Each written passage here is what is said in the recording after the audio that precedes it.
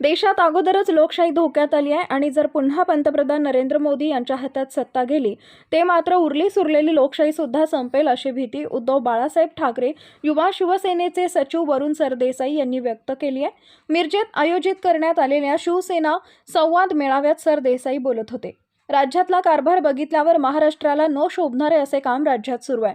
राज्यातील सत्ताधाऱ्यांना लाज राहिली नाही असं सांगून वरुण सरदेसाई पुढे म्हणाले, अनेक संस्था गुजरातला पाठवल्या होत्या, आता फिल्मफेअर पुरस्कार सोहळा पण गुजरातला पाठवला आहे असंही सरदेसाई यांनी सांगितलंय। कोविड काळात उद्धव ठाकरे यांनी जातीयवाद केला नाही, 2.5 वर्षात एकही दंगल झाली नाही। पूर्वी कट्टर हिंदूवादी लोक शिवसेनेला मतदान करत होते, आता परिस्थिती बदलली आहे, आता सर्व धर्मातील लोक शिवसेनेच्या मागे आहेत।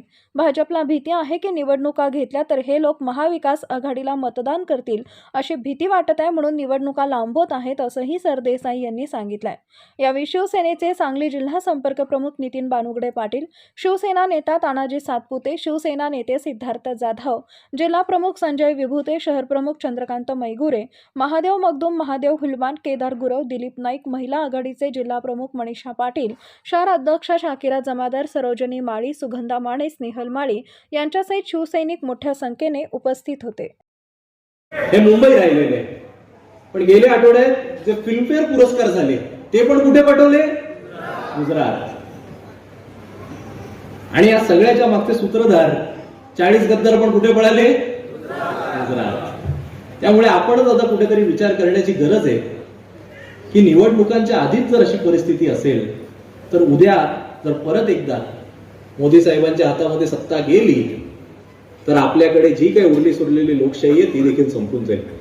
आज चंदीगडमध्ये महापौर पदाच्या जी काही निवडणूक झाली त्यामध्ये तुमच्यापैकी किती लोकांनी बघितली मला माहिती नाही, बघितली का कोणी?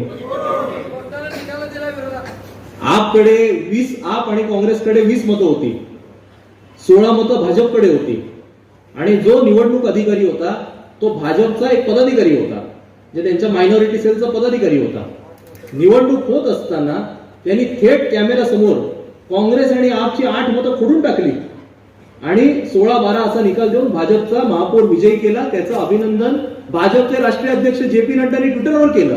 खुलेआम निर्लज्जपणा। आणि ह्या सगळ्याच्या पार्श्वभूमीवर आज मला वाटतं सुप्रीम कोर्टाने सुद्धा सांगितलंय की तुम्ही लोकशाही पायदळीत उडवण्याचं काम करताय। त्यामुळे आता या लोकांना कसली लाज पण राहिली नाही। आज ज्या पद्धतीने सगळं हे कारभार सुरू आहे मला वाटतं महाराष्ट्राला शोभणारं नाही। आज माझा जन्म डोंबिवलीचा, मी लहानाचा मोठो कल्याण डोंबिवलीमध्ये झालो आणि डोंबिवली म्हणजे पुण्यानंतरचं महाराष्ट्राचं एक सांस्कृतिक माहेरघर म्हणून ओळखलं जातं। अतिशय चांगले मध्यमवर्गीय उच्च शिक्षित नागरिक हे आमच्या डोंबिवलीमध्ये